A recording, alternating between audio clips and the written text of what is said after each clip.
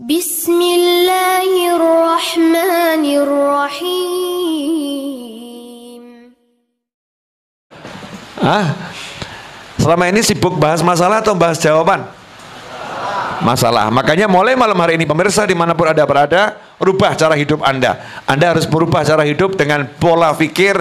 Soal nggak perlu dilihat, jawaban harus dihafalkan. Urusan masalah. Nanya ini ya. Masalah itu ada enggak? Ada enggak? Ada. Kalau kamu lihat. Kalau udah kamu lihat, nggak ada. Saat ada masalah, ada enggak yang nggak masalah? Contoh, istri bermasalah, anak tidak bermasalah. Kamu pilih mana? Lihat istri atau lihat anak? Anehnya bukan lihat anak, tapi ketika lihat anak, kamu lihat istrimu. Sehingga anak pun dimarahin.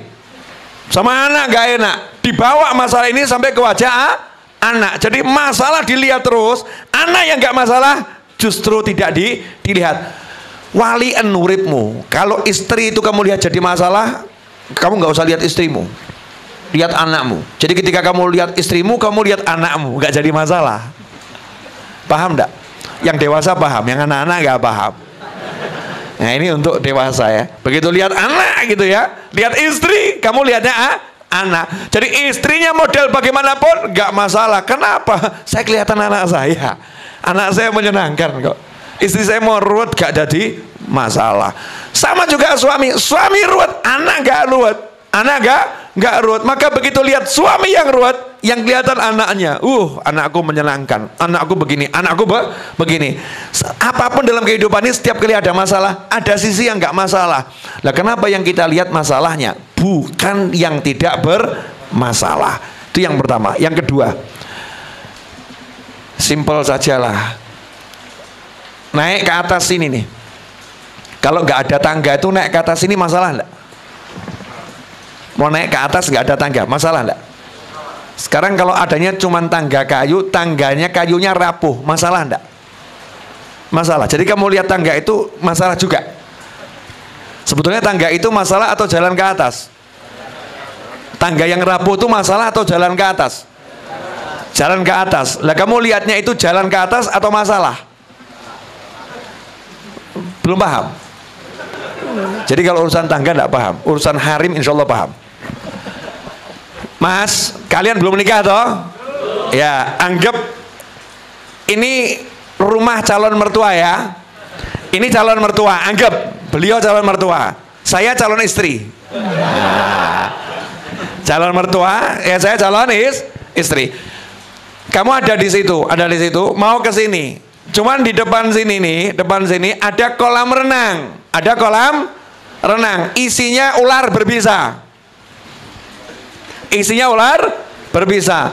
Calon mertua ngomong, anak-anak semua yang berhasil renang sampai di sini akan saya nikahkan dengan Habib Novel yang lagi berperan jadi perempuan nih ya. Akan saya nikahkan dengan anak perempuan saya satu-satunya, dan detik itu juga setelah saya nikahkan dia mewarisi seluruh kekayaan saya. Ternyata dia orang terkaya nomor 5 di dunia. Pertanyaan saya, itu kolam renang yang ada ular berbisanya itu sebetulnya masalah atau jalan sukses? Masalah atau jalan sukses? Nah, orang yang melihat itu masalah nggak akan nyebur, betul? Orang yang lihat itu jalan sukses nyebur atau nggak nyebur? Nyebur, benar kan ya? Dia nggak lihat lagi ular berbisa, yang dilihat tuh calon mertua orang terkaya nomor 5 di dunia. Wah, calon istriku cantik. Begitu aku sampai di situ dinikahkan, aku jadi orang terkaya nomor 5 di dunia. Ular berbisa nggak dipikir, pure. Betul? Orang yang lihat mungkin nganggap, wedan ini gendeng gila. Orang yang lihat kolam penuh ular berbisa kok diceburin, ya, yang nggak paham. Nah dia paham, dia mengatakan ini bukan kolam penuh ular berbisa, tapi ini adalah jalan sukses. Pertanyaan saya, kamu kalau ketemu masalah, kamu lihatnya itu masalah atau jalan sukses? Kalau kamu lihatnya itu masalah, hidupmu susah. Kalau lihatnya jalan sukses, hidupmu nikmat. Contoh terakhir nih, pas nanti ini. Ini semua nggak pakai mikir ya. Yang pakai mikir mesti gagal dari itu. kobra, weling, wah mundur. Nggak jadi kakean mikir. Tapi yang lihatnya nggak lihat kobra, lihatnya wah calon mertua, calon istri, pure. Kok adalah yang model begitu selamat? Buktinya udah banyak, orang gila. Orang gila tuh dalam kasus kecelakaan lalu lintas minim, sangat minim. Orang gila tertabrak itu minim, betul kan ya? Tapi orang waras tertabrak itu banyak. Orang gila tuh nyebrang nggak pernah mikir kok, dulur. Asli loh. Jalan raya terame di dunia nyebrang saja dah. Lah yang waras-waras tambah tabrakan. Cit, brak. Kakek mikir kan, ngerem nabrak akhirnya, betul? Lah yang gila tambah noleh. Oh, gimana sih kok mobil ditabrak? Dia jalan santai-santai saja karena nggak pernah mikir.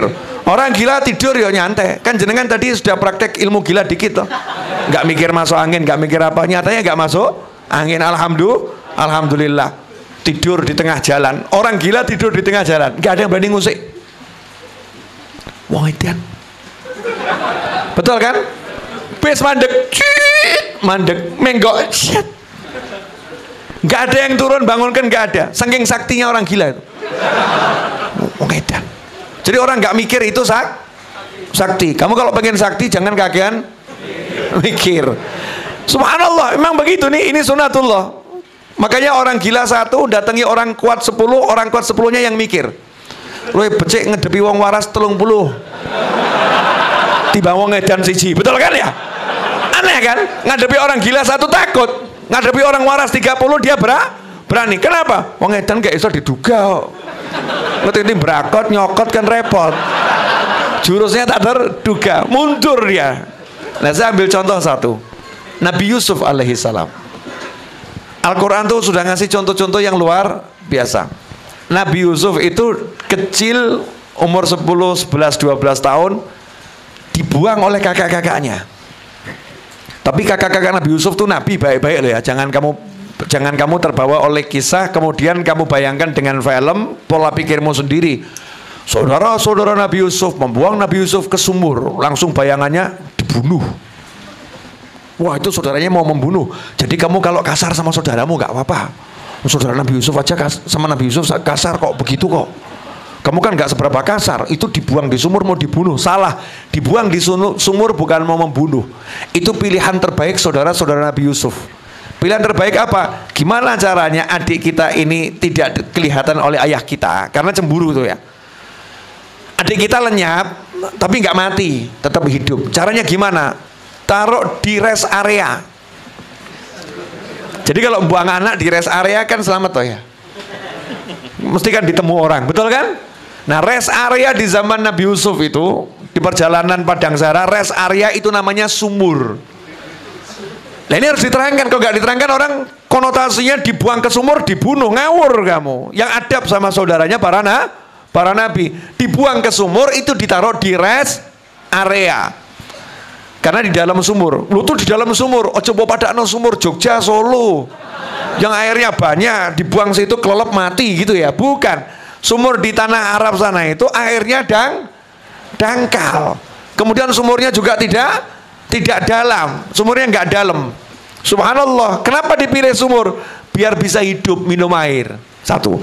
Yang kedua, tempatnya musafir lalu. Musafir itu kalau lewat cari air di sumur. Jadi nanti kalau ada musafir, dia turunkan timba, adik saya bisa naik, selamat, hidup dan ditemu orang. Berarti Nabi Yusuf dibuang ke sumur, ya dibuang ke sumur. Itu masalah atau enggak masalah? Buat Nabi Yusuf seharusnya masalah atau enggak masalah? Kasat mata, masalah atau enggak masalah? Masalah. Setelah itu ditemu sama orang, diambil. Dibawa kemana? Dibawa ke Mesir. Diapain? Dijual. Dijualnya murah. Kenapa? Lah karena ini harta temuan yang nemukan orang yang nggak baik ya. Dia takut ini seperti orang kalau apa ya tukang tadah itu. Dia dijual murah. Dibeli sama siapa? Menteri. Dijual, dibeli sama menteri. Akhirnya tinggal di istana.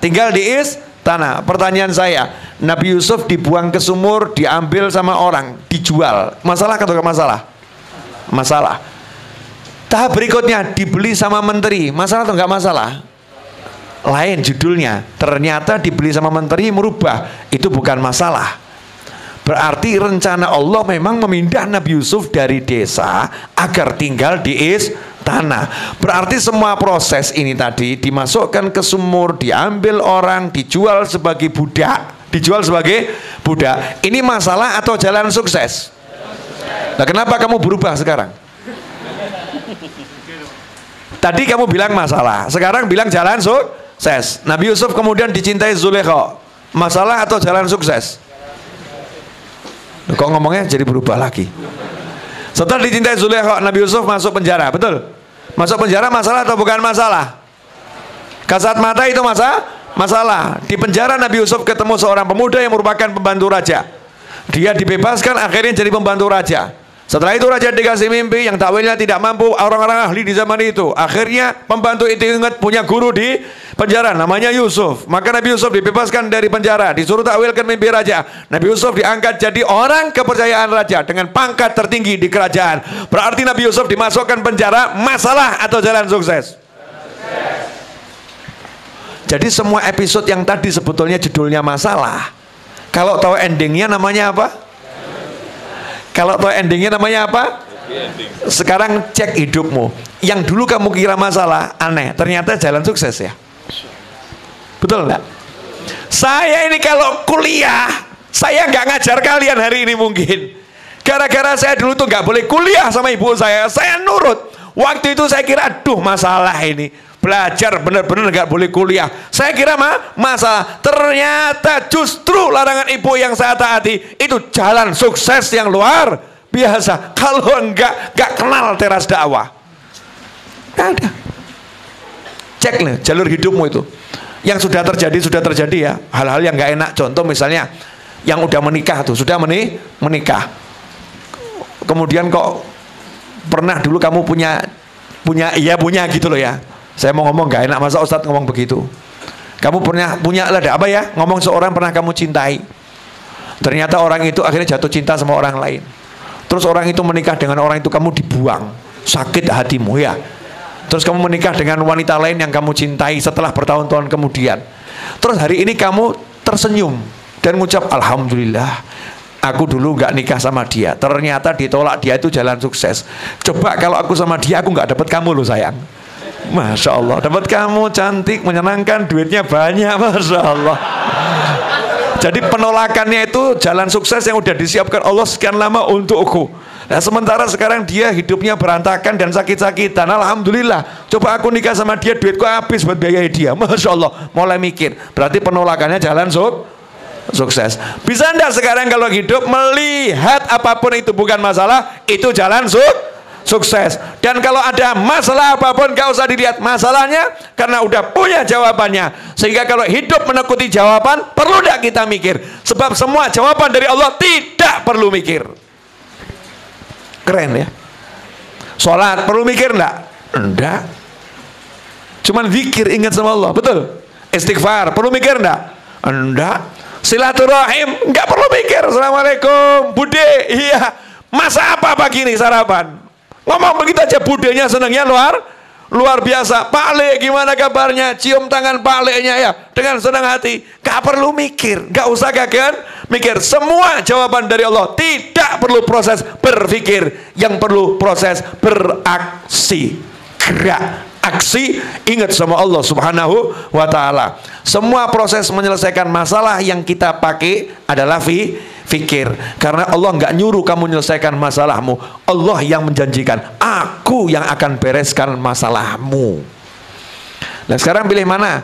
Dibereskan sama Allah atau membereskan sendiri? Pilih mana? Dibereskan sama Allah atau bereskan sendiri? Saya punya masalah kecil. 24 April harus lunaskan 2,6 M. 24 April harus lunaskan 2,6 M. Ya, sementara kerjaan cuma jual buku. Itu kan masalah ya. Kalau diukur itu masalah. Stok buku yang ada pun dijual semua, nggak akan mencapai angka itu. Jadi kalau pakai hitung-hitungan itu masalah. Kalau saya mikir masalah, nggak akan duduk di sini. Saya akan bilang, mohon maaf, ini 24 April udah deket. Jadi saya akan duduk di rumah, saya akan pikirkan cara untuk melunaskan. Saya akan bla bla bla bla bla bla bla bla bla bla bla bla bla, pakai perencanaan A sampai Z, ini harus lunas. Kan gitu ya. Tapi saya nggak mau pakai itu. Jawabannya udah punya kok. Jawabannya yang melunaskan itu Allah. Tugasmu apa? Ya sholawat. Tugasmu ngajar. Tugasmu bekti sama orang tua. Kamu doakan orang tuamu. Tugasku senangkan keluargamu, senangkan teman-temanmu. Tugasmu istighfar yang banyak. Tugasmu sedekah. Nanti akan aku selesaikan. Enak toh? Enak enggak? Enak. Tapi setan bisikin, jangan ikut-ikut Habib Novel dan para Habib dan para kiai. Kenapa? Beda level bro. Dah, kalau kamu ikutin, kamu gelundung kamu delosor. Itu levelnya ulama, Habib, kiai. Kalau kamu nggak bisa, nggak jalan itu lu. Ini loh, jawabannya Allah dibilang nggak jalan, kan anehnya luar biasa. Jangan seperti itu.